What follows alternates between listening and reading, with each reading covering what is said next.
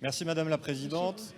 Ministre, rapporteur, chers collègues, alors j'apporte mon soutien à cet amendement qui a été présenté par le député Delaporte et je souhaite également profiter de cette prise de parole pour mener une opération de désenfumage parce qu'au vu des débats, cela me paraît nécessaire. Première chose, vous nous expliquez que l'augmentation de l'IRL à 3,5%, c'est une protection des locataires, c'est un compromis.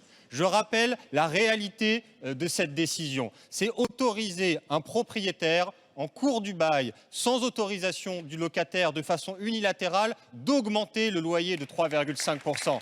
Avec un loyer moyen en France à 700 €, vous autorisez une augmentation de loyer de 300 € par an. Qui sont les locataires qui peuvent se permettre de payer 300 € de plus par an? Malheureusement, ils sont très peu nombreux. Ce que vous faites avec cet article 6, avec cette augmentation de l'IRL, c'est mettre une épée de Damoclès au-dessus de la tête des locataires qui pourra tomber à n'importe quel moment et qui pourra leur coûter 300 €. Vous nous dites... C'est mieux que rien car le mode de calcul de l'IRL aurait pu amener à une augmentation plus élevée que 3,5%. Mais mes chers collègues, je vous rappelle que le mode actuel de calcul de l'IRL date de 2008.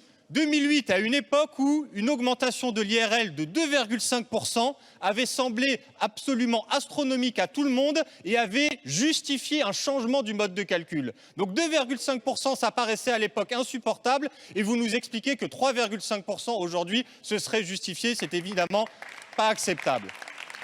Deuxième opération de désenfumage, c'est sur les APL. Parce que, au-delà du fait que le montant des APL, enfin l'augmentation des APL ne couvrira pas l'augmentation des loyers, je rappelle que dans notre pays, nous avons seulement 10% de la population qui bénéficie des APL. Et qu'aujourd'hui, quand on est un travailleur au SMIC, on ne touche pas les APL. Et donc le travailleur au SMIC qui va se prendre dans la figure l'augmentation des loyers de 3,5%, il n'y aura absolument rien pour le compenser dans votre projet de loi. Merci, cher collègue.